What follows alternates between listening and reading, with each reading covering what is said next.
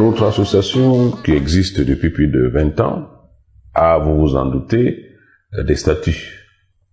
Et les statuts organisent la session à la présidence de l'association. Actuellement, la présidence est rotative par canton du Vouri. Et lorsque le tour d'un canton arrive, c'est par ordre alphabétique, les noms des cantons. Lorsque le tour d'un canton arrive, les chefs de ce canton, membres de l'association, se réunissent et élisent entre eux celui qui va, au nom du canton, assurer la présidence. Donc, il y a une élection, on peut dire ça comme ça, mais généralement les chefs, c'est pas consensus, hein, les chefs du canton concerné se retrouvent, échangent entre eux, identifient celui qui peut assurer la présidence. S'il y a plusieurs qui souhaitent assurer ce poste, ils font une élection. S'il y a un seul qui se dégage, il est désigné. Et maintenant, ce canton le présente à l'association, l'ensemble de l'association, qui a la possibilité de refuser. Alors, si l'association rejette cette candidature, le canton doit proposer un nouveau candidat jusqu'à ce qu'il y ait entente. Donc, il y a un peu les deux, il y a un choix, il y a une désignation. Enfin, c'est le mode que nos statuts ont retenu. Et c'est à travers cela que le canton Bélé-Bélé, à qui revient le tour après le canton Bakoko, puis le canton Bassa qui achève son mandat, c'est au tour du canton Bélé-Bélé, et c'est dans ce cadre-là que j'ai été choisi par les chefs membres les chefs du canton, membres de l'association, et l'association a entériné.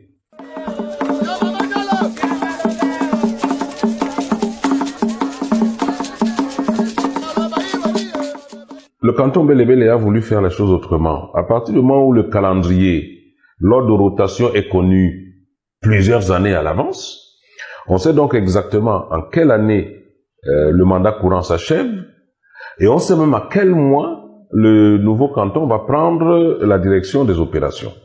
Alors, il n'est pas besoin d'attendre. Pour ce qui nous concerne, le mandat commençait au mois d'octobre, mais le canton Bélé-Bélé n'a pas souhaité attendre le mois d'octobre pour désigner le président. Nous nous sommes donc réunis au mois de janvier 2019. J'ai été désigné. Et ça me permet de me mettre au travail. Ça m'a également permis de faire tous les contacts nécessaires pour constituer le bureau. Mais la prise de fonction effective, c'est en octobre. Vous voyez, c'est pas un cas unique dans le monde. Vous vous rappelez, aux États-Unis, le président est élu en novembre, mais il prend ses fonctions en janvier. Alors, eux, ils attendent l'élection parce qu'il faut effectivement que le président soit élu. Mais puisque nous savons, dès aujourd'hui, on sait qui prend la présidence en 2022. Ce sera le canton d'Aïdo. Donc, on sait, nous sommes en 2019, mais on sait déjà qui sera là. Maintenant, le canton d'Aïdo peut, dès aujourd'hui, s'ils veulent, discuter entre eux, sauf que comme c'est loin, on ne sait pas ce que le destin réserve. Mais enfin, où est-ce que je veux dire? C'est pourquoi les Bélé-Bélé ont décidé en janvier que ce serait moi. J'ai été présenté à l'association en février. Je me suis mis en concentration et dans la discussion d'esprit de pouvoir assumer ces charges. J'ai consulté le bureau et nous avons pris effectivement nos fonctions en ce mois d'octobre.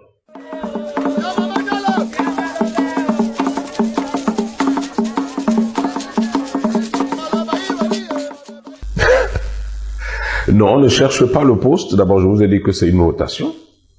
Le mandat octobre 2019, octobre 2022, c'est un mandat pour Bélé-Bélé. Aucun autre chef d'aucun autre canton ne pouvait prétendre l'avoir. Donc, il n'y a pas un combat à ce niveau.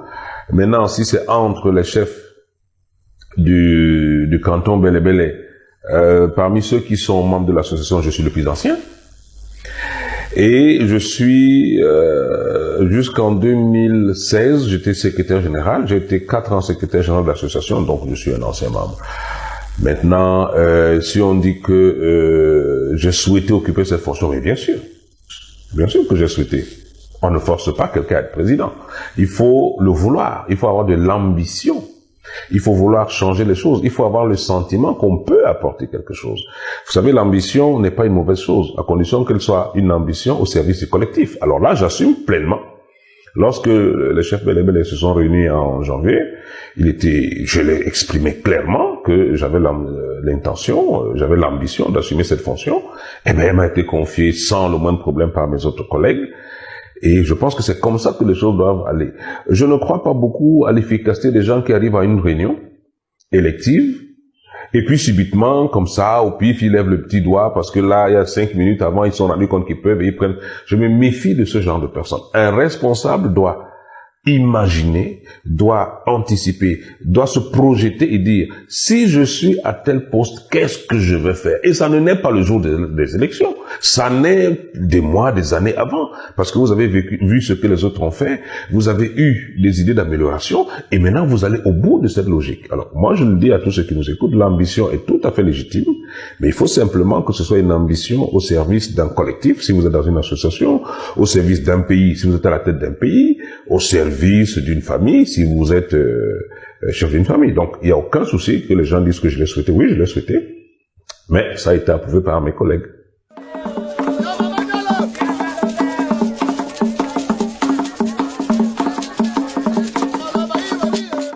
Alors, ceux-là, ils connaissent pas du tout le Ngondo, parce que le Ngondo a une réglementation. On sait très bien qui peut être Ngondo à l'état actuel des textes.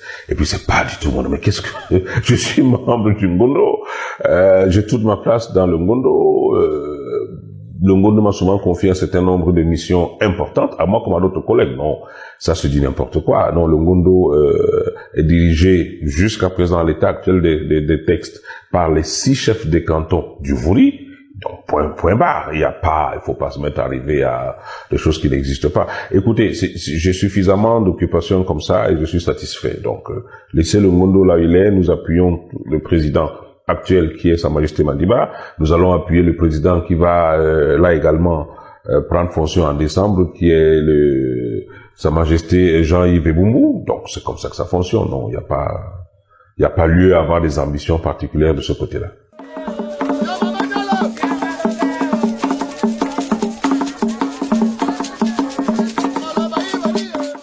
Alors, la genèse, je ne saurais pas vous donner tous les détails parce que je n'y étais pas moi-même. Elle a été créée en 98. Vous voyez, ça date. Elle a été créée en 98 à l'initiative de Sa Majesté King Djangé, le chef de Bonasama, qui a réuni quelques-uns de nos pères. Et puis, ils ont eu l'idée de cette association, qui est une association départementale, qui a vocation à rassembler tous les chefs traditionnels des villages Sawa du Vouri. Mais comme c'est une association, l'adhésion est libre. Vous savez, ce n'est pas un embastillement, l'adhésion est libre. Donc, ils l'ont créé, ils l'ont géré, elle a fait de très très bonnes choses. Je peux vous garantir que cette association a touché les plus hautes sphères de cet État pour défendre la cause du terroir Vouri, pour défendre la cause des enfants du Vouri, pour apporter sa contribution au développement du pays. Et puis, en 2012, le secrétaire général de l'époque, Majesté Dissaka, le chef de Bonamkouri, dans le canton Akwa, a accédé à la présidence parce que il a assumé l'intérim. Avant 2012, il a eu un intérim de, je crois, 6 ans. Parce que le président, pour de nombreuses raisons, s'était retiré, il était sollicité par ailleurs. Donc, Sa Majesté King Djangé étant parti, le secrétaire général Majesté Dissaka a assuré la présidence. Et en 2012, à l'occasion d'une élection, il est devenu président. J'ai eu le privilège d'être élu à ce moment-là secrétaire général. Et nous avons, avec d'autres, nous avons constitué le bureau et nous avons dirigé l'association de 2012 à 2016, date à laquelle le système rotatif a été adopté. Et donc, la présidence en 2016 revenait au canton Bakoko, mais qui a désisté parce que notre collègue Sa Majesté Mpé, malheureusement, est allé rejoindre les ancêtres, et c'est lui que tout le monde présentait pour ce poste, et du coup, le canton Bakoko, les autres chefs ont souhaité sauter leur tour, et le canton Bassa, dans l'ordre alphabétique, a donc pris de 2016 à 2019, donc octobre, et le président Bokeidi du village Bédi est devenu président.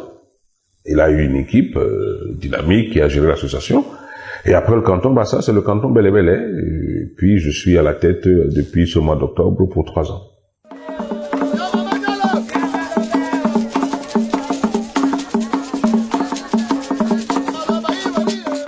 S'il faut résumer en 2 mots, ça va être difficile, mais je vais simplement dire dynamisme.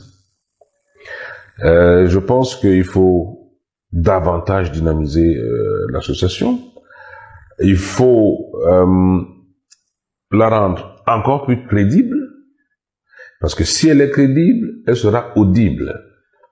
Et quand elle sera audible, elle va faire avancer des choses. Vous savez, le tout n'est pas d'avoir simplement des idées sur du papier dans votre tête. Il faut pouvoir les partager, il faut pouvoir les faire connaître. Mais lorsque vous faites connaître vos idées, si vous n'êtes pas vous-même à la base crédible, on ne va pas vous suivre. Donc, il y a une logique. Il faut d'abord être crédible, davantage crédible. Je ne dis pas qu'on ne l'est pas jusqu'à présent, mais il faut l'être davantage.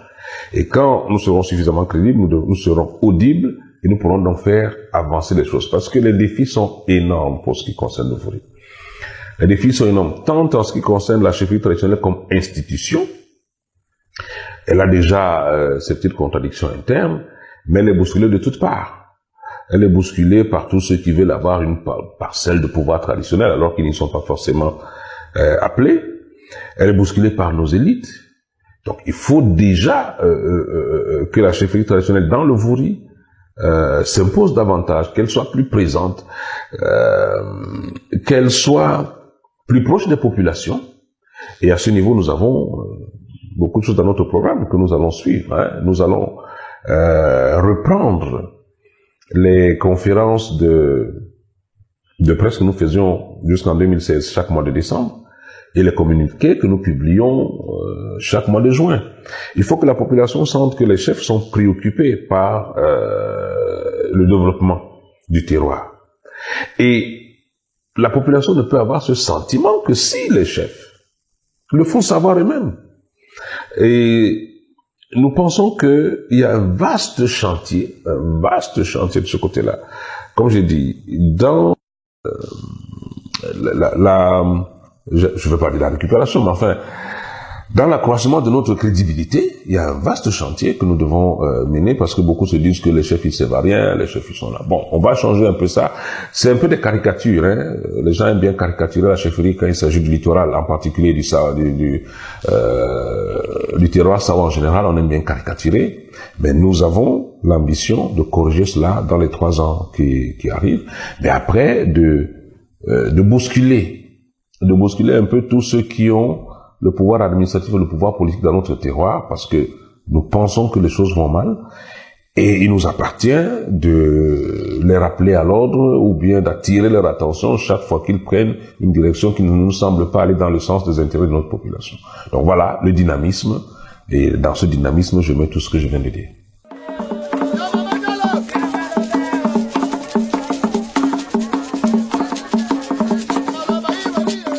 Les financements proviendront principalement des membres eux-mêmes, parce que l'association, je vous l'ai dit, elle ne naît pas aujourd'hui, elle a 20 ans. Elle a un vécu, elle a une histoire. Nos statuts ont organisé la contribution des membres. Nous allons insister pour que chaque membre respecte les engagements de ce point de vue. Mais nous allons aussi avoir recours à nos élites, internes ou à la diaspora. Nous allons également essayer de nous déployer d'une certaine façon, peut-être d'avoir quelques activités qui puissent nous permettre d'avoir des ressources, parce que vous l'avez effectivement dit, il faut des moyens pour faire fonctionner une association convenablement.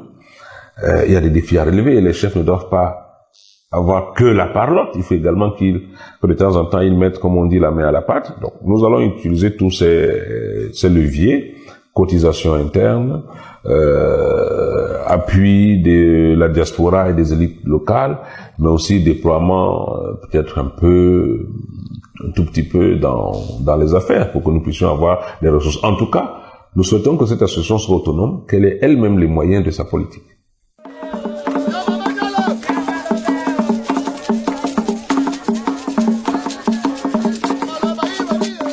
Vous savez, aujourd'hui, avec les nouvelles technologies, le siège, il peut être partout. L'importance du siège, c'est de permettre aux usagers ou à ceux qui veulent avoir recours à la structure d'avoir un point de contact. Mais aujourd'hui, avec tous les outils de communication que nous avons, Internet, Facebook, etc., vous savez, vous pouvez être rencontré avec quelqu'un qui est aux États-Unis. Donc, vous n'avez plus forcément besoin du siège immeuble posé quelque part, même si c'est nécessaire. Et vous savez, nous sommes des chefs traditionnels. Partout où un chef se retrouve, c'est la chefferie. Nous n'avons pas au-delà des chefs traditionnels, des membres qui viendraient avec des assemblées générales qui auraient 200-300 personnes. Non, nous avons nos réunions, c'est pour les membres, c'est pour les chefs traditionnels, c'est même pas pour leurs équipes. Bien que ce soit les villages qui adhèrent, mais c'est les chefs traditionnels. Non, ça ne nous pose pas un problème, même comme il faut peut-être évoluer vers cela, parce que, vous savez, nous avons notre bureau tel qu'il est organisé, il y a un secrétariat, mais le secrétaire qui est un chef travaille dans sa chefferie. Si vous avez un immeuble siège et qui doit fonctionner de manière permanente, ça voudra dire que les chefs qui sont membres du bureau doivent déserter leur chefferie pour être associés de manière permanente. Donc, c'est une piste, on va y réfléchir, mais pour l'instant, ça nous a pas posé un handicap particulier. D'autant plus que nos réunions mensuelles se tiennent à tour de rôle dans les différentes chefferies. Alors, à quel moment irons-nous au siège? Nous avons trouvé une formule qui veut que quand nous avons des réunions extraordinaires, ces réunions se tiennent dans une chefferie si le sujet à l'ordre du jour de cette réunion extraordinaire concerne un village, la réunion se tient dans la chefferie de ce village. Mais si c'est un thème général qui ne concerne pas spécifiquement un village, nous avons le chef de Bonapriso, Majesté Ntepe, qui a mis à sa disposition la salle de réunion de sa chefferie, parce qu'il fallait en plus trouver un local qui puisse être facile d'accès. Vous savez, s'il faut aller tous les jours à 24 ou PK24, ou s'il faut aller tous les jours au fin fond de Bonabéry, c'est pas évident. Donc, on a trouvé cette formule. Mais je vous dis, pour nous, c'est pas un handicap particulier, non. On verra si c'est nécessaire, on va le faire. Mais pour l'instant, chaque mois, nous tenons nos réunions dans une chefferie et à tour de rôle. Donc, pour nous, ça nous convient très bien.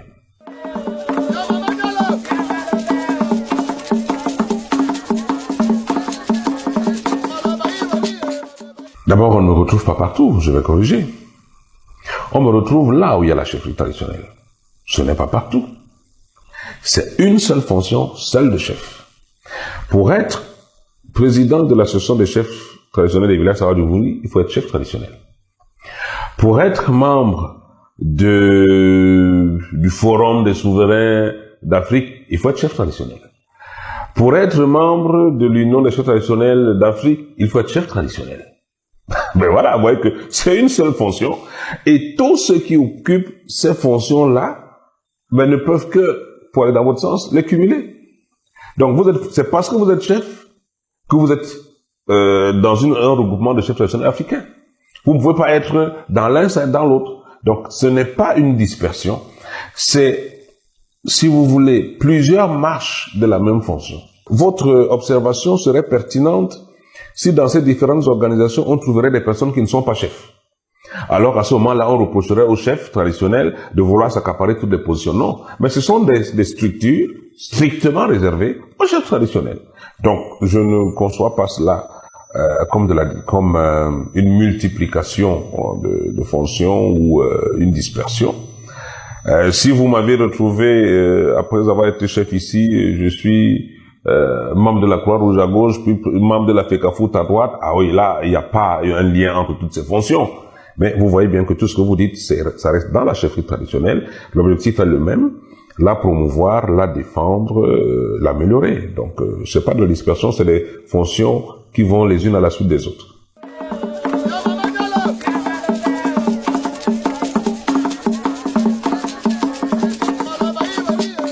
Améliorer notre fonctionnement interne, le déroulement de nos assemblées, je pense qu'il y a, de mon point de vue, des petites choses à voir, mais permettez-moi de ne pas le dire ici, ça c'est un débat interne. Renouer le contact avec les principaux acteurs de la vie sociale, politique et économique du département du Vouri, que ce soit l'administration au niveau des arrondissements et du département. Et à ce propos, je vous dis que nous avons déjà saisi tous les sous-préfets, nous avons saisi le préfet par une correspondance pour leur annoncer la mise en place du nouveau bureau et leur faire une offre de collaboration.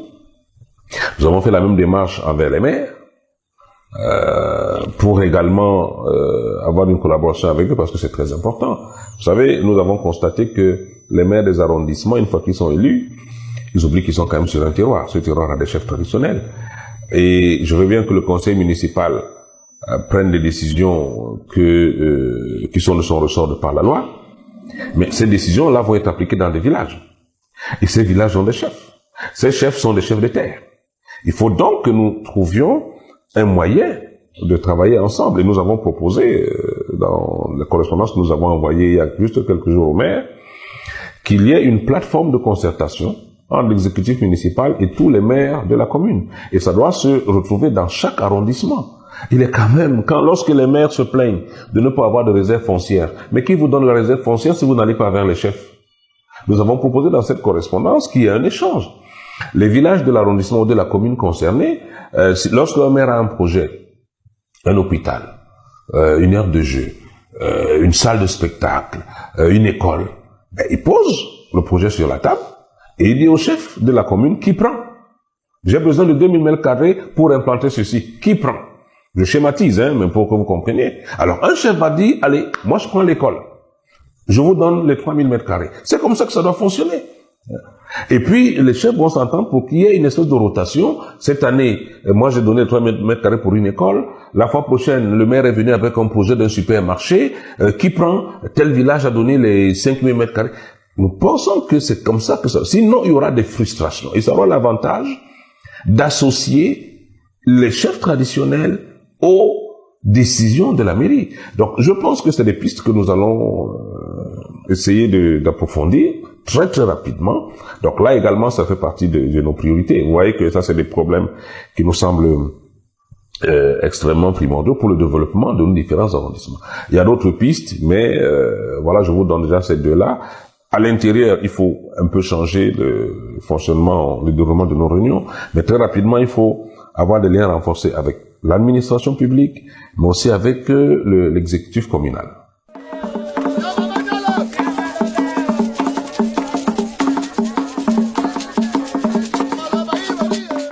Je voudrais d'abord saluer l'action du président Alain Dissake Mwange de Bonamkouri, qui après avoir assumé un intérim de pratiquement 6 ans comme secrétaire général, un intérim à la présidence de l'association, est devenu président plein de 2012 à 2016. Et je pense que sous son mandat, l'association a connu de très grands moments.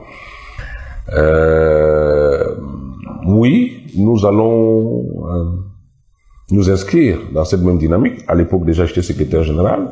Nous allons nous inscrire dans cette même dynamique. Mais c'est pas pour dire qu'entre 2016 et 2019, il n'y a rien eu. Il y a également des actions.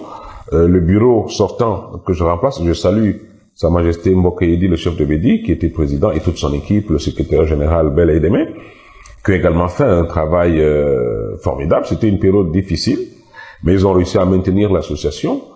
Et ils ont une vision qui tendait à régler d'abord un certain nombre de problèmes internes. Maintenant que cela est derrière nous, c'est à nous que revient la responsabilité de continuer.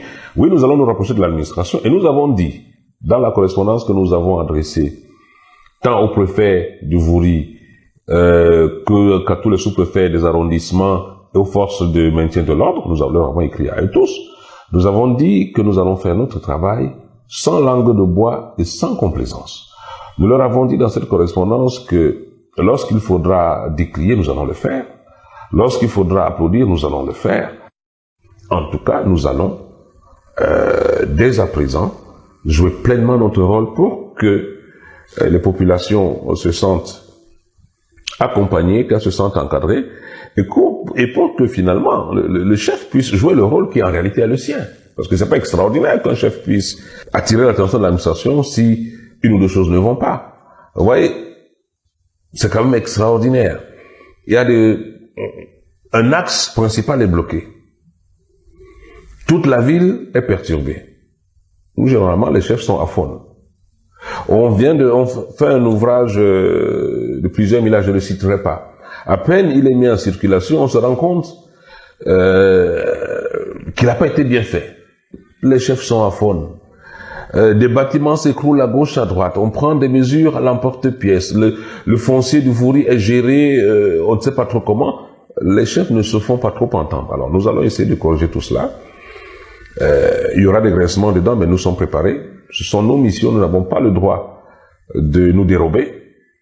Et j'entends avec l'équipe qui est la mienne, qui est très motivée, nous allons apporter notre pierre. Je vais citer un exemple qui va peut-être beaucoup intéresser les Camerounais qui aiment le sport. Mais on ne peut pas, dans une ville comme la nôtre, je parle de Douala, depuis qu'on parle des stades. Il me souvient que, pour certains d'entre eux, le stade de Bonham, c'est le stade d'Aqua. Le stade d'Aqua. Lorsque les travaux de réhabilitation voulaient commencer, on avait invité les chefs. Mais depuis, je parle l'impression que nous soyons beaucoup prononcés sur la question. Non, c'est pas qu'une affaire des gens de Yaoundé. C'est pas qu'une affaire de l'administration de Douala. Ce sujet concerne tous les Camerounais, donc au premier chef, les chefs traditionnels. Nous devons rentrer dans cette histoire. Mais il y a l'argent du contribuable, donc de nos populations, qui est utilisé d'une certaine manière. Dans notre ville, les travaux qu'on nous a annoncés pendant longtemps ne sont pas faits. Et nous ne devions pas nous prononcer dessus. Ah non, nous allons le faire maintenant. Je suis désolé. À partir de maintenant, lorsque il y a un grand chantier qui est fait dans la ville de Douala pour le bénéfice des populations, s'il n'est pas fait selon les règles de l'art, s'il n'est pas fait dans les délais impartis, les chefs traditionnels vont s'exprimer pour dire nous sommes contre cette attitude, nous sommes contre ce qui est en train de se passer, parce que au final, c'est notre ville qui va en pâtir. Voilà un peu la nouvelle philosophie que nous allons suivre. Nous espérons avoir beaucoup plus à applaudir qu'à dénoncer. Mais si le cas échéant, il faut dénoncer, alors nous le ferons.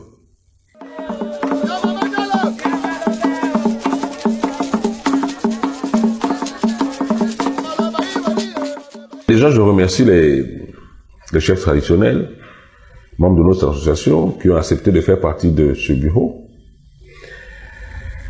Je veux leur demander d'être davantage solidaires, d'être prêts, de se préparer à passer 5 mois assez difficiles.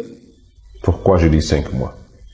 Parce que nous avons des échéances dans ce pays qui sont prévues pour dans 5 mois. Le calendrier peut changer, mais au jour d'aujourd'hui, elles sont prévues pour 5 mois. Il est hors de question que le sort du département du Vori, le sort de la ville de Douala, soit scellé sans le point de vue, sans l'engagement, sans la prise d'opposition des chefs traditionnels. Et le bureau qui va m'accompagner pendant ces 3 mois sera particulièrement sollicité.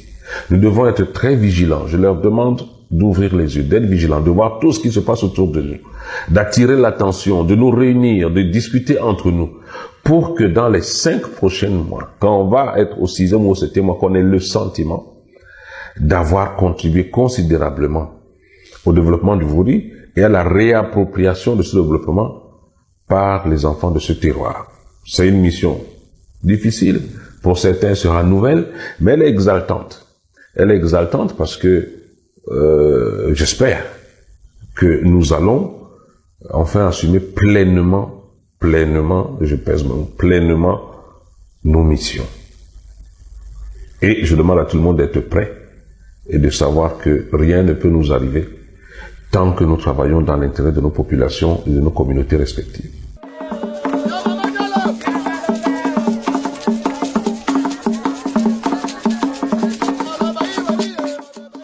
Merci, et je terminerai simplement en disant Dia do asima kakati bomba bisobe se di bolibolo pondani na biana mio di mitanu wenge kebe mabatomba umbwasu disi bodite bolobo tia wenge ndidi ponde we mamio di msamba wenge kebe biabese batomba imendi bene miso masu oji ambembe di boy sona di se yambembe di bolibolo botatata na sombo anyese.